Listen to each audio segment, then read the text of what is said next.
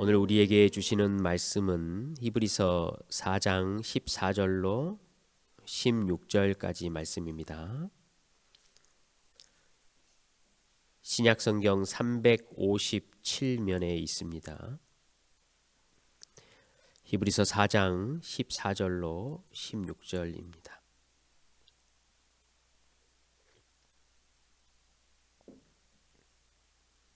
우리 한 목소리로 같이 하나님 말씀 듣겠습니다. 그러므로 우리에게 큰 대제사장이 계시니 승천하시니 곧 하나님의 아들 예수시라. 우리가 믿는 도리를 굳게 잡을지어다. 우리에게 있는 대제사장은 우리의 연약함을 동정하지 못하실 리가 아니요 모든 일에 우리와 똑같이 시험을 받으신 이로되 죄는 없으시니라. 그러므로 우리는 긍휼하심을 받고 때를 따라 돕는 은혜를 얻기 위하여 은혜의 보좌 앞에 담대히 나아갈 것이니라. 아멘. 하나님께서 천지를 창조하신 이후부터 성도를 대하는 아주 독특한 방법이 있습니다. 하나님은 성도들에게 찾아오셔서 약속을 하십니다.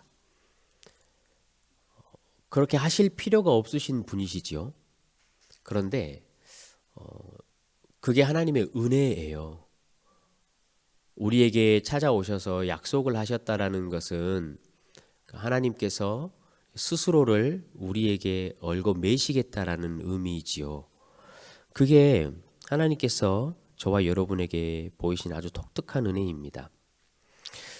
그러면 무슨 약속을 하셨냐? 성경을 여러분 살펴보면 많은 약속이 있죠. 성경이 31,173개의 절이 있어요. 그게 이제 하나님께서 우리 모두에게 주신 약속이라고 할 수 있는데 그 약속을 통틀어 보면 이게 딱 한마디가 남아요. 나는 너희의 하나님이 되고 너희는 나의 백성이 될 것이다. 나는 너희의 아버지가 되고 너희는 나의 자녀가 될 것이다. 하나님은 이 한마디의 핵심적인 약속을 우리에게 주시고 그것을 이루어 가시려고 역사 가운데 열심히 일하셨어요.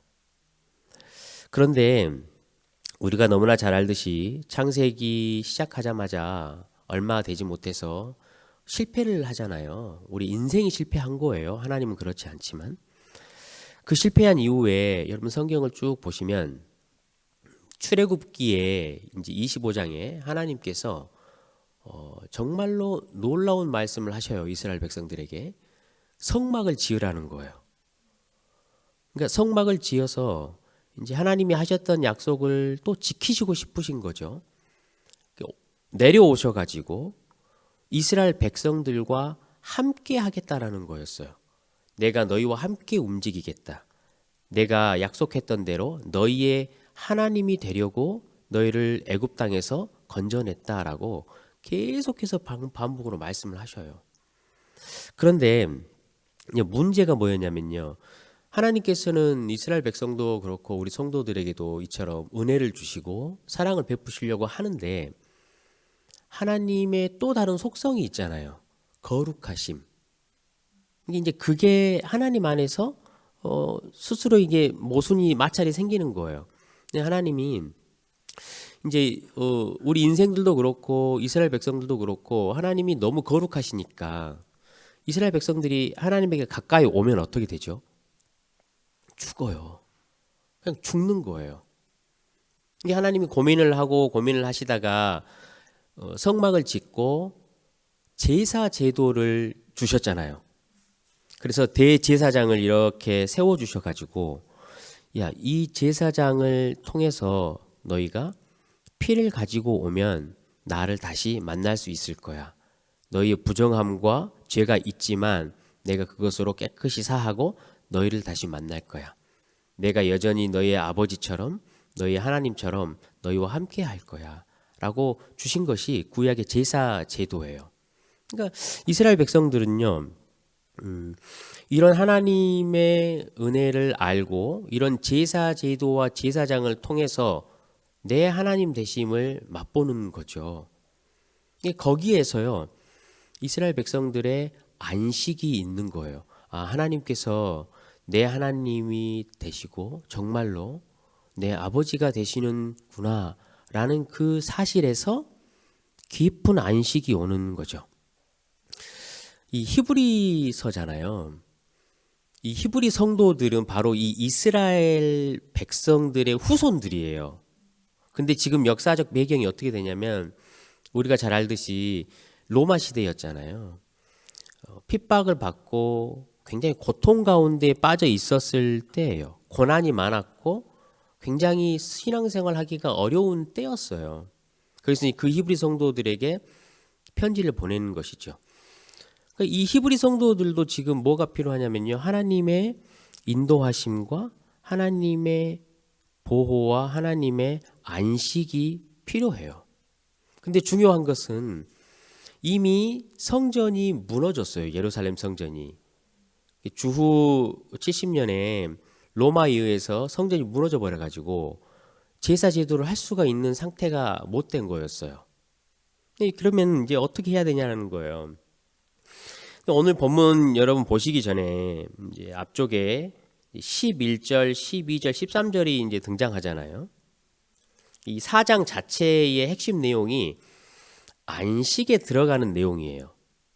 11절에 이렇게 기록돼요. 눈으로 한번 봐보세요.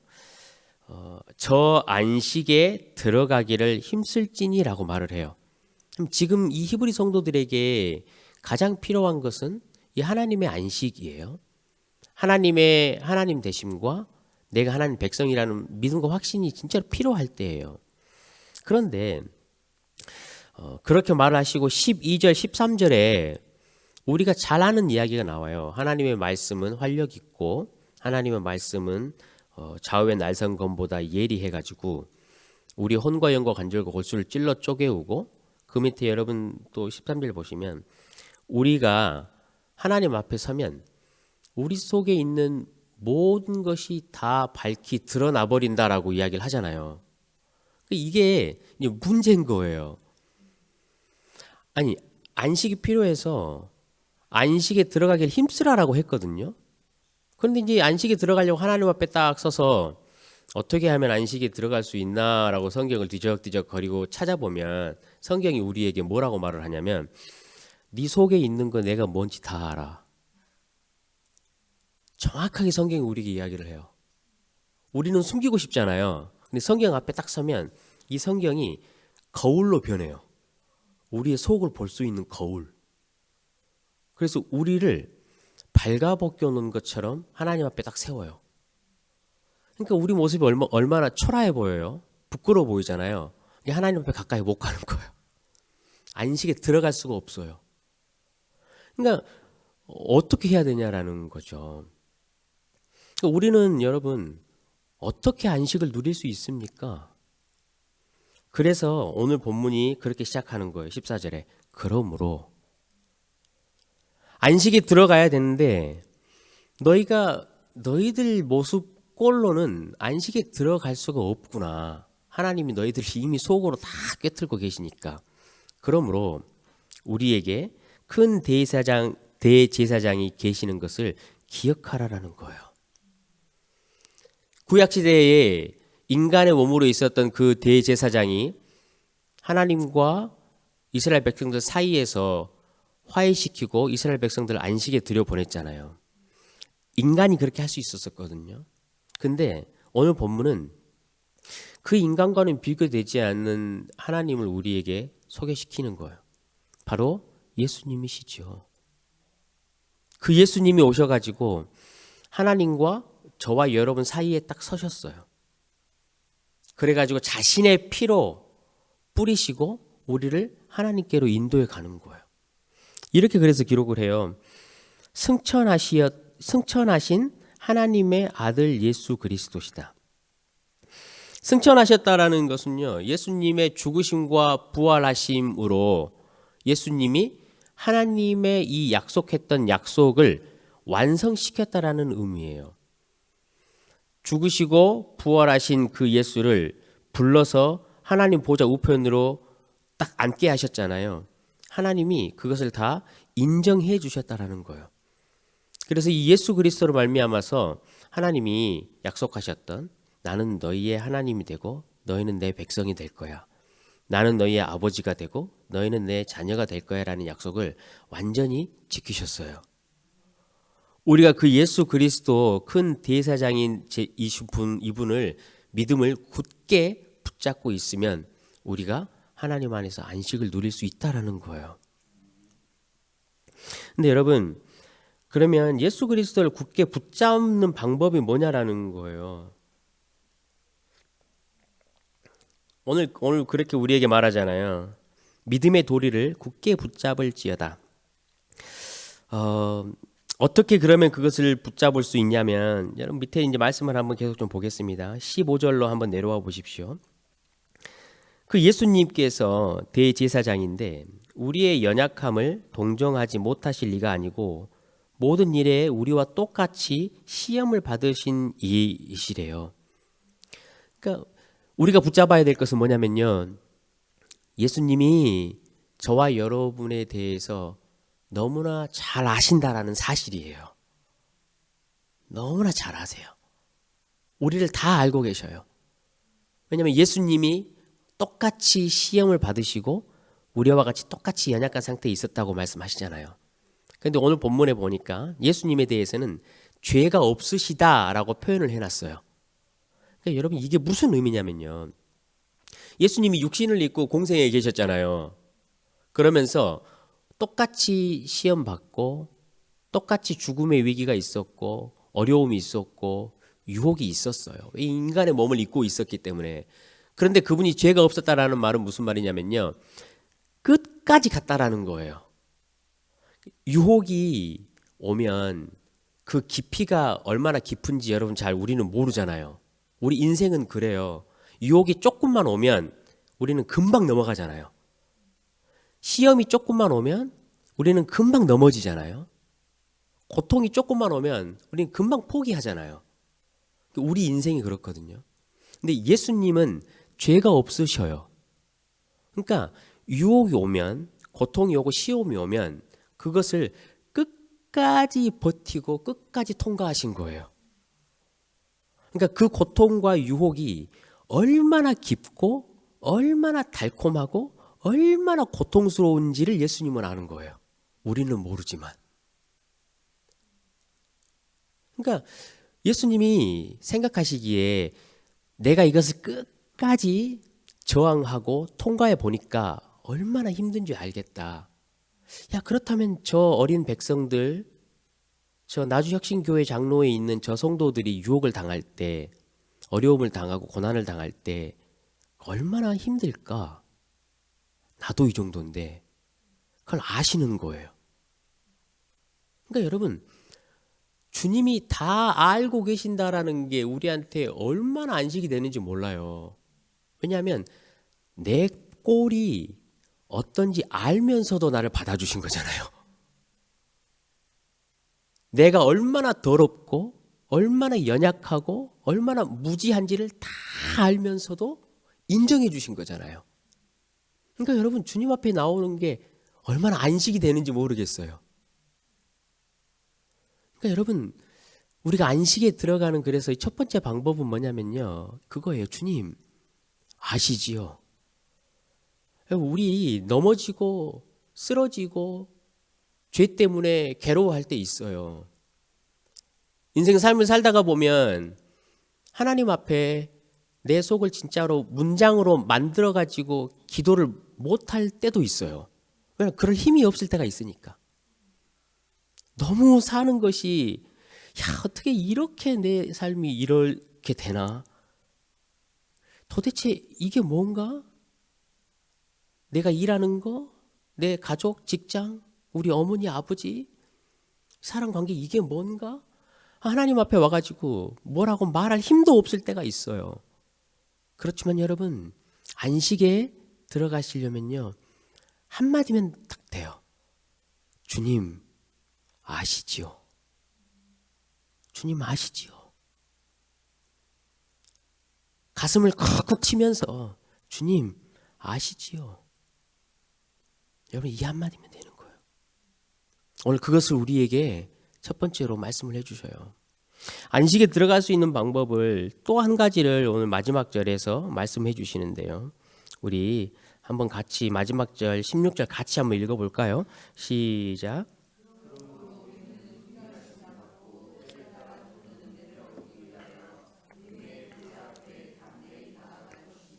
아멘.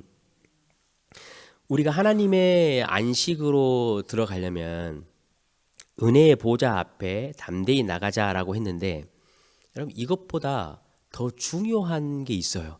그 절에. 그게 뭐냐면 긍휼하심과 때에 따른 은혜를 받기 위하여라고 돼 있잖아요. 그러니까 오늘 아침에 저와 여러분이 안식에 들어가기 위해서는요, 인정해야 할 것이 한 가지가 있어요. 그게 뭐냐면, 하나님, 오늘 하루 저는 하나님의 긍휼이 필요한 자입니다. 오늘 하루 하나님의 은혜가 없으면 저는 도저히 하루를 살 수 없는 자입니다 라는 사실을 우리가 먼저 고백하고 인정하는 거예요.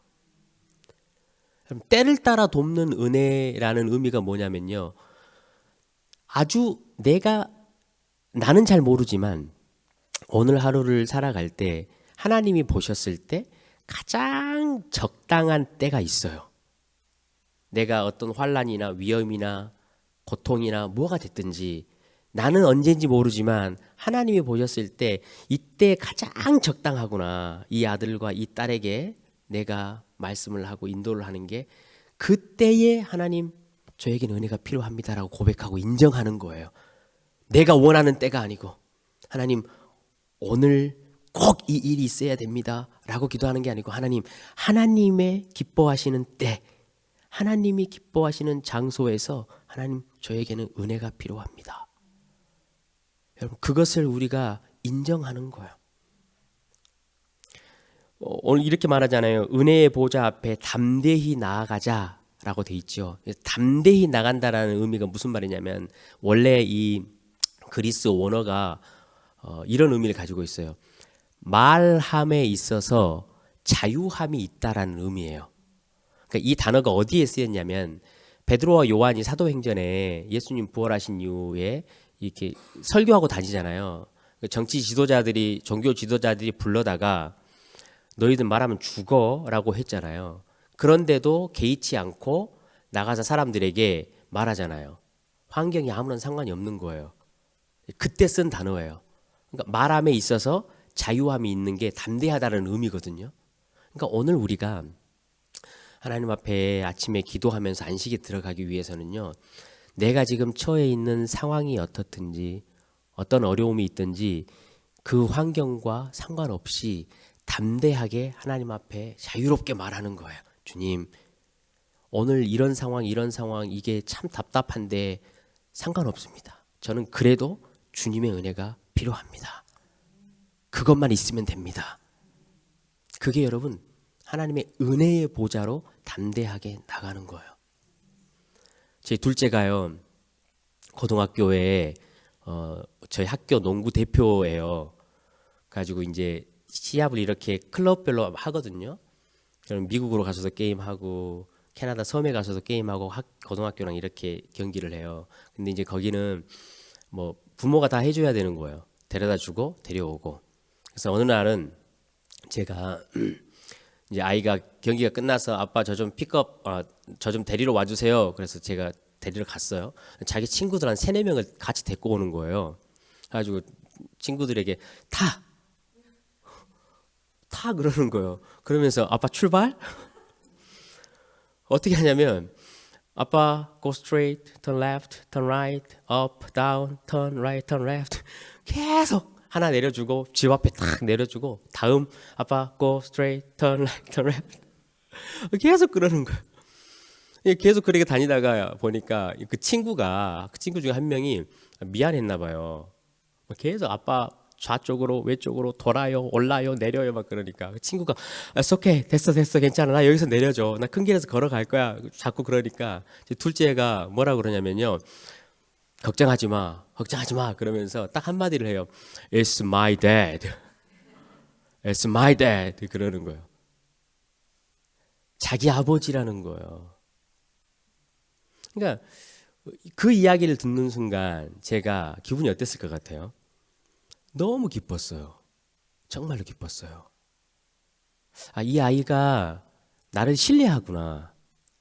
이 아이가 나와 함께 있으면 담대해 주는구나. 거침이 없구나라는 생각을 했어요. 거침없이 말해요. 높은 곳이 되었든 낮은 곳이 되었든 고속도로가 되었든 골목길이 되었든 어떤 위험이 도사리고 있는지 무슨 일이 있는지 전혀 신경 쓰지 않아요. It's my dad. 내 아버지시잖아. 얘들아 걱정하지 마. 내 아버지야. 하나님이 저와 여러분을 보실 때 그렇게 보시는 거예요, 여러분. 우리가 그 은혜의 보좌를 신뢰하고 하나님 앞에 나아갈 때 여러분 그렇게 보시는 거예요.